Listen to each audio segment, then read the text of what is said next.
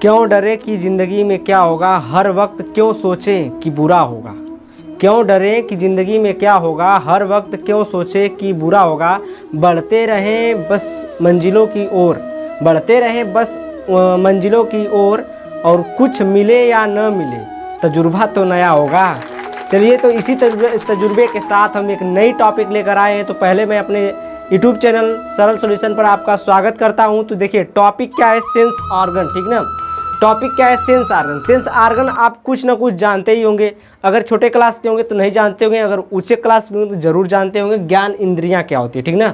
तो ज्ञान इंद्रिय हम आज देखने वाले कि सेंस आर्गन्स क्या होते हैं। सेंस आर्गन्स आप जानते हैं, सेंस आर्गन्स का मतलब होता है, जैसे मान लीजिए कहीं ट्रेन में जाते हैं, कहीं लिफ्ट में जाते हैं, तो उसमें सेंस लगा होता है, सेंसर लगा होता है। सेंसर वो लगा होता है, जैसे लिफ्ट होती है, ट्रेन की लिफ्ट होती है, तो शीशा जो बंद, दरवाज़ा जो होता है बंद होने वाला होता है, तो वहाँ पर हाथ ऐसे लगा देने पर वो रुक जाता है, खुल जाता है फिर से। तो वो होता है ट्रेन का सेंसर, ठीक ना। लिफ्ट में भी वही बात होती है कि हाथ लगा देते हैं, बंद होता है, वह दरवाज़ा रुक जाता है, ठीक ना, फिर खुल जाता है, वो होता है लिफ्ट का सेंसर, ठीक। उसी प्रकार से हमारे अंदर भी सेंसर लगे हुए हैं, हमें बताने के लिए कि हमारे वातावरण में क्या हो रहा है, ठीक ना।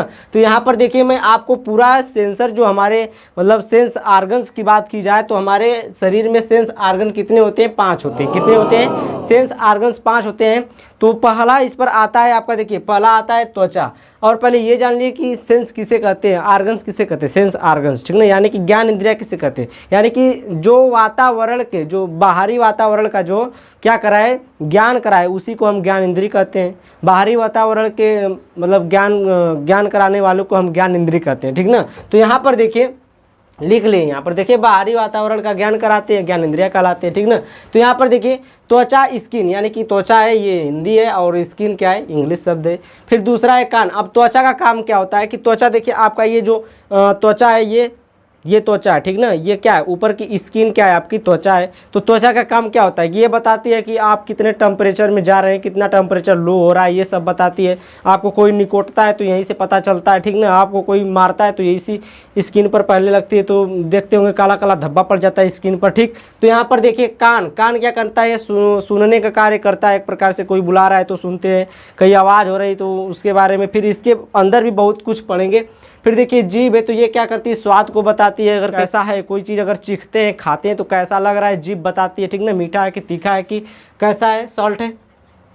फिर देखिए, नाक क्या करता है, नाक हमारा मतलब सूंघने का काम करता है। नाक तो आप जानते ही होंगे, ये नाक है जो ये सूंघने का कार्य करता है, ठीक ना। तो और देखिए, आँख है, तो आँख क्या करता है, देखने का कार्य करता है। तो आपके शरीर में 5 जो होते हैं सेंसर होते हैं, यानी कि सेंस आर्गन्स होते हैं। कौन कौन, एक हो गई त्वचा, एक हो गई नाक, एक हो गई जीभ, और एक हो गया कान, और एक हो गई आँख आपकी, ठीक ना। तो इस प्रकार से 5 सेंसर होते हैं, और पाँचों में से हम आज एक को पढ़ने वाले हैं, त्वचा को, ठीक। तो त्वचा यानी कि स्किन, यहाँ पर देखिए हम स्किन लिख लिए। तो स्किन के देखिए, जो त्वचा होती है, त्वचा के अध्ययन को हम क्या कहते हैं, डर्मेटोलॉजी कहते हैं। क्या कहते हैं, डर्मेटोलॉजी कहते हैं, ठीक ना। त्वचा के अध्ययन को, यानी कि इसकी स्टडी को हम क्या बोलेंगे, डर्मेटोलॉजी बोलेंगे। फिर देखिए, यहाँ पर आते हैं कि जो त्वचा के डॉक्टर होते हैं, यानी कि स्किन के डॉक्टर को हम क्या बोलेंगे, डॉक्टर ऑफ स्किन क्यों, तो इसको हम बोलेंगे डर्मेटोलॉजिस्ट, ठीक ना। क्या बोलेंगे, डर्मेटोलॉजिस्ट। अब देखिए, निर्माण किसका होता है, ये जो आपकी ये त्वचा है, इसका निर्माण क्या होता है, संयोजी ऊतक से होता है। किससे होता है, संयोजी ऊतक, जिसकी खासियत क्या होती है, देखिए तरल में रखने पर खराब नहीं होता। आप इसको जितने ज़्यादा तरल में रखेंगे कभी खराब नहीं होगी। जैसे इसको अगर हम 2 घंटा नहा लेने लगते हैं तो ये फूलने लगती है या फिर सूजने लगती है, ठीक ना। तो और देखिए, जो आपकी जीभ है, ये जीभ हमेशा क्या होती है, ये तरल में हमेशा रहती है, तो एकदम खराब नहीं होती है जीभ, ठीक। अब देखिए, यहाँ पर इसका क्या करते हैं, त्वचा का जीवन काल देखते हैं। तो देखिए, जीवन काल इसका कितना होता है, 4 वीक से, यानी कि 28 डेज। यहाँ पर लिखा गया है 4 वीक या फिर 28 डे, ठीक ना, यानी कि 28 दिन। 4 वीक से 28 दिन होता है, इसका जीवन काल होता है। अब देखिए, ये डिपेंड किसके करता है, तो डिपेंड ऑन एज, यानी कि जैसी जैसी आपकी उम्र बढ़ती रहेगी, आपका त्वचा यानी स्किन की जो स्किन होगी वो मतलब उसकी उम्र घटती रहेगी, ठीक ना। तो जैसे देखते हैं आप, बच्चों की त्वचा इतना मुलायम होती है, इतना मस्त लगती है, ठीक। लेकिन वहीं पर आप देखेंगे बूढ़ों की त्वचा तो कितनी एकदम मतलब लटकी उटकी हो जाती है, एकदम बेकार टाइप हो जाती है, ठीक। तो एज के साथ ये क्या करती है, मतलब त्वचा त्वचा का जो जीवन काल है ख़त्म होने लगता है धीरे धीरे, ठीक ना। तो यहाँ पर देखिए अब इसका वर्क देखते हैं। वर्क क्या है, ये मेन चीज़ है, ठीक ना। वर्क मेन चीज़ है। तो वर्क में देखिए पहले यहाँ पर रक्षा लिखा गया है। रक्षा आप बता रहे हैं कैसे क्या है। तो यहाँ पर देखिए कीटाणु मारने का कार्य कौन करता है, लाइसोजाइम। ये क्या है, लाइसोजाइम, ये एंजाइम। लाइसोजाइम हम पाचन तंत्र में आपको पढ़ा दिए हैं। अगर आप वीडियो नहीं देखे पाचन तंत्र और जो दांत वाली वीडियो है, ठीक ना, तो आप जाकर देख सकते हैं। प्लेलिस्ट भी दे दिए हैं और यहाँ पर आपको डिस्क्रिप्शन में लिंक भी दे दिए हैं, ठीक ना। तो यहाँ पर देखिए लाइसोजाइम क्या होता है। लाइसोजाइम एक प्रकार का एंजाइम होता है जो आप पसीना वसीना निकलता है, ठीक ना। तो पसीना है, आप ये लार और कह सकते हैं लार, ये सब लाइसोजाइम इसमें पाया जाता है, ठीक ना।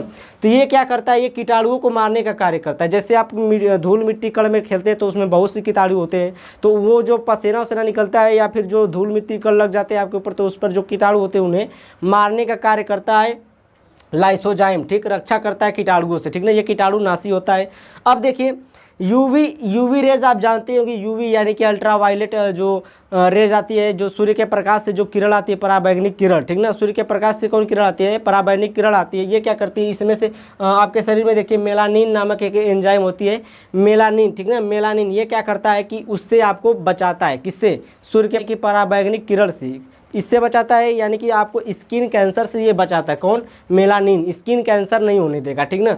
ये ज़्यादा जितना मतलब जितना ज़्यादा बनता है उतना ज़्यादा आप काले होते जाएंगे। ये जितना ज़्यादा बनेगा उतना ज़्यादा काले होते जाएंगे। जो काले लोग होते हैं इनमें ये मेलानिन क्या होता है, बहुत अधिक मात्रा में बनता है। और जो गोरे चिकने अंग्रेज जैसे होते हैं उनमें मेलानिन बहुत कम होता है, उनमें स्किन कैंसर का बहुत ज़्यादा संभावना होती है, ठीक ना। मेलानिन, इसका नाम है मेलानिन। अब देखिए जो मेलानिन है इसको बता दिए ना, स्किन कैंसर का मतलब ये रक्षा करता है, ठीक, बचाता है उससे। तो यहाँ पर देखिए विटामिन डी का निर्माण भी कौन करता है, मेलानिन, यानी कि जो कह सकते हैं निर्माण या संश्लेषण करता है, किसका, विटामिन डी का निर्माण या संश्लेषण कर सकते हैं, ठीक। और कैल्शियम की मात्रा को भी पूरा करता है, कौन, मेलानिन ही पूरा करता है। कैल्शियम की मात्रा अगर कम हो रही है तो ये क्या करता है, पूरा करता है, ठीक ना।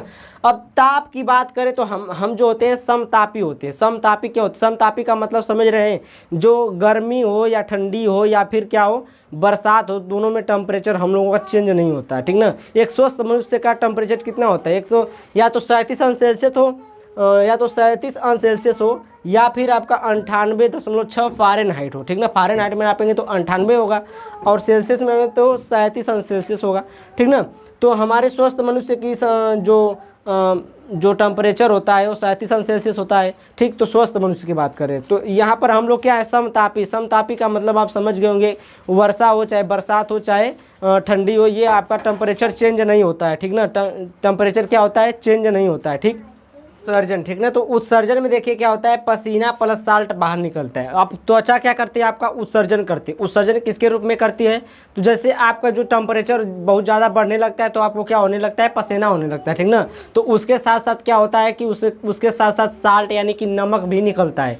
आप अपना शरीर कहीं चाट के देखिए, इस तरीके से चाट के देखेंगे तो क्या होगा कि आपका निमखार लगेगा, ठीक ना।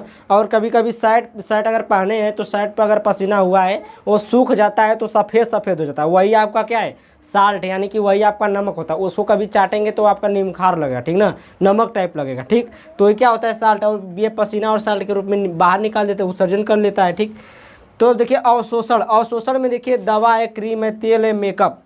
ये देखिए मेकअप यानी कि जो लड़कियां लोग मेकअप करती हैं या फिर फेशियल कराती हैं तो इसका असर बहुत ज़्यादा देर तक होता है। तो स्किन क्या करता है, जो फेशियल लोग कराते हैं उसका क्या करता है कि वो क्या करता है, अवशोषण करता है, ठीक ना। तो उसको अवशोषित कर लेता है, एग्जॉर्प्शन कर लेता है। तो वही क्या होता है, मेकअप ज़्यादा देर तक टिका रहता है, कर सकते हैं मेकअप नहीं टिका रहता है, फेशियल टिका रहता है, ठीक ना।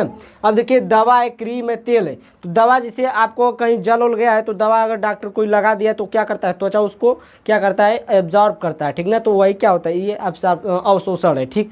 क्रीम है, तेल है, ये सब भी तेल जैसे बच्चों को बहुत मालिश किया जाता है तो उनमें तेल सोखती है, वो क्या होती है, शरीर उनमें तेल सोखती है, ठीक ना। तो अवशोषण हो जाता है इस तरह से। अब आते हैं देखिए,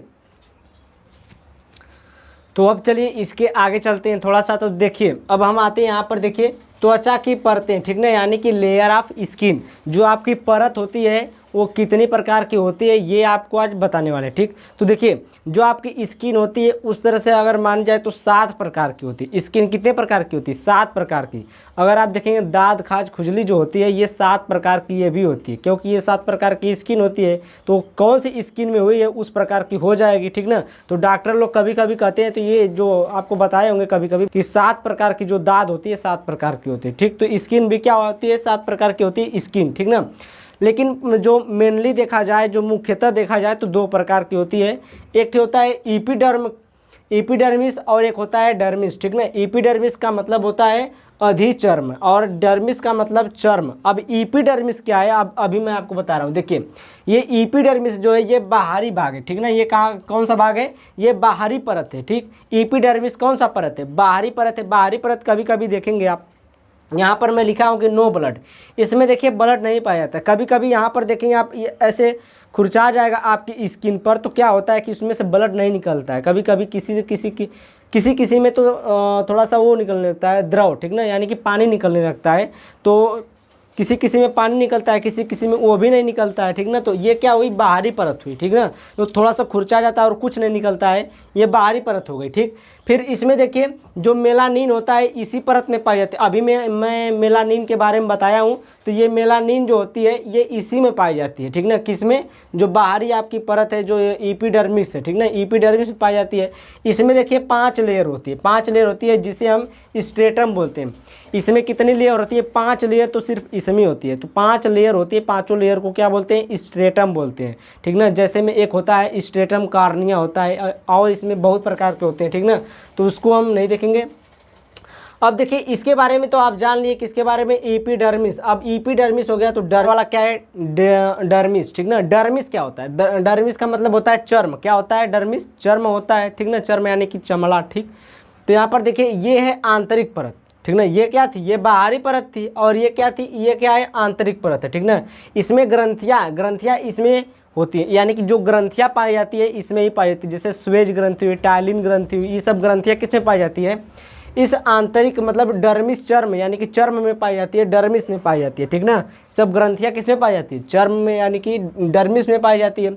अब देखिए ब्लड, इसमें ब्लड होता है। इसमें क्या होता है? ब्लड। जैसे आपका कहीं कट जाता है तो डर्मिस कटता है तो उसमें से क्या निकलता है? ब्लड निकलता है। ठीक ना, चमड़ा जो कटता है, जो ब्लड निकलता है वो डर्मिस कटता है, यानी कि चमड़ा जो होता है डर्मिस होता है। ठीक, बाल इसी बाल या रोम या रोआ कह सकते हैं। जो बाल होते हैं ये बाल है, जो आपके यहाँ के बाल हैं या फिर यहाँ के बाल जो है ये डर्मिस में होती है। इनकी जड़ कहाँ होती है? डर्मिस में होती है। ठीक ना, यानी कि चमड़े में होती है, चर्म वाले में। ठीक, रोम है, रोआ है। रोआ जो आपका हो ये शरीर पर का रोआ है, जिससे कहीं डर जाते हैं, अगर रात में कहीं अकेले जा रहे हैं तो ये आपको लगता होगा कभी कि पीछे से कुछ आ रहा है, पीछे से कुछ आ रहा है, तो उस समय जो डर लगता है उसमें रोआ वहाँ खड़ा हो जाता है। ठीक ना, तो वो वाला डर के बाद जो रोआ खड़ा होता है वो भी क्या? रोआ जो होता है ये डर्मिस होता है। या फिर ठंड लगती है तो रोआ खड़ा हो जाता है। ठीक ना, तो ये जो रोआ खड़ा होता है, रोआ कहाँ है? ये डर्मिस वाले चर्म में पाई जाती है, यानी कि चमड़ा में जो होता है जो वो चर्म है, यानी कि डर्मिस, यानी कि जो जहाँ कट जाता है खून निकलता है, और जो ये रोआ है इसकी जड़,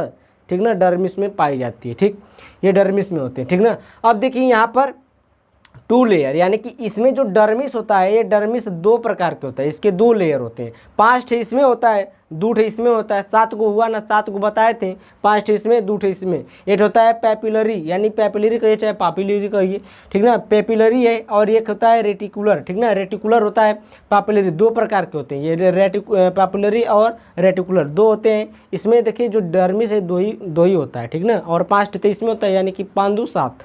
अब देखिए औद्योगिक स्तर पर उपयोग इसी का किया जाता है, यानी कि जैसे आपको बताएंगे कि ये जैसे कि एपिडर्मिस का बताएंगे, जैसे चमड़ा वमड़ा का जूता होता है, वस्त्र होता है, जो भी चीज़ें कपड़े हैं लत्ते चमड़े के जो बनते हैं, तो आपको बताएंगे कि एपिडर्मिस का बताया, यानी कि ऊपर के भाग का, लेकिन वो बनाया जाता है डर्मिस का। ठीक ना, जो ऊपर का भाग चमड़ा है उसको छोड़कर नीचे वाले का, ठीक ना, डर्मिस का बनाया जाता है। ये सब जो भी चीज़ें देखिए यहाँ पर वस्त्र है, चमड़े का बैग है, बेल्ट है, जूता है, जो भी चीज़ें आपकी चमड़े की बनी होती है ये किसके बनती है? जानवरों के चमड़ों की बनी होती है, और ये डर्मिस का उपयोग इसमें होता है। ठीक ना, एपिडर्मिस का नहीं होता है। ठीक, अब यहाँ पर देखिए आपको यहाँ पर मैं दिया हूँ कि शरीर का सबसे बड़ा अंग, उस वाली वीडियो में मतलब पहले नहीं बता पाया हूँ तो यहाँ पर देखिए बता दे रहा हूँ कि शरीर का सबसे बड़ा अंग, अगर कह दिया शरीर का सबसे बड़ा अंग, यानी कि ये शरीर है इसका सबसे बड़ा अंग, तो कौन होगा? त्वचा होगा, ठीक ना। शरीर का सबसे बड़ा अंग पूछेगा तो त्वचा होगा, और शरीर में सबसे बड़ा अंग पूछेगा तो लीवर होगा, ठीक ना। लीवर यानी कि यकृत जिसे कहते हैं।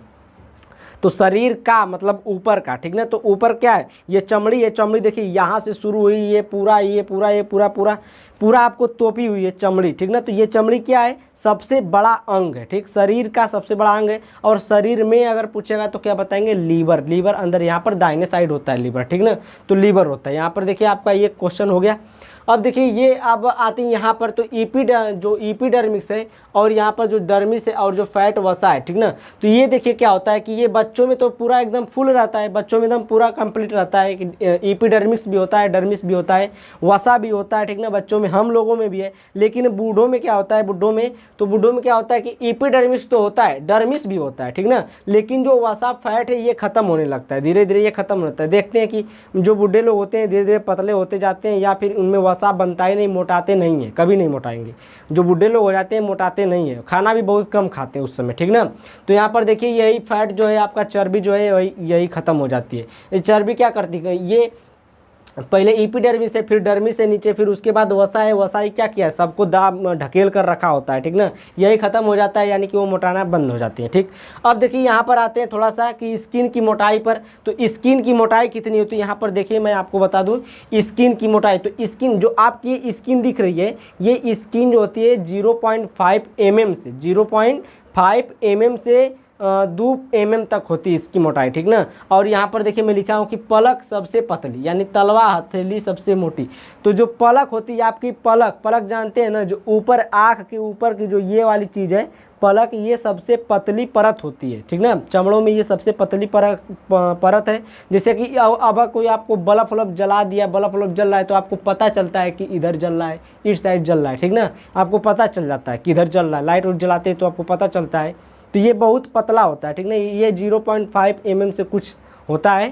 तो ये सबसे पतली परत आपकी आँख का पलक है। सबसे मोटी परत की बात की जाए चमड़ों में, सबसे मोटी परत, तो यहाँ पर देखिए आपका तलवा, जो पैर का तलवा होता है, एड़ी के जो एड़ी होती है ना, एड़ी जानते होंगे, ऐसे एड़ी वाला, ठीक ना। तो वहाँ पर तलवा जो है वो तलवा होता है, सबसे मोटा चमड़ा। फिर उसके बाद हथेली का चमड़ा भी होता है, उसके बाद, ठीक ना। सबसे पतला कौन होता है? आँख, जो पलक होती है ये होती है सबसे पतली। तो आपको मैं ये त्वचा के बारे में आज पढ़ा दिया, तो वीडियो थोड़ा सा लंबी हो जाएगी ज़्यादा, अगर और इस सब के बारे में पढ़ाने लगा, कान, आँख, नाक के बारे में, तो इन सब के बारे में इसके बाद वाली वीडियो में बताऊंगा, ठीक ना। यानी कि कान की वीडियो इसके बाद वाली मिलेगी। आप मेरे चैनल पर बने रहिए, ठीक। और सभी चीज़ का आनंद लीजिए और चैनल को सब्सक्राइब कर दीजिए, क्योंकि बहुत मेहनत कर रहे हैं, ठीक है। Thank you, bye bye.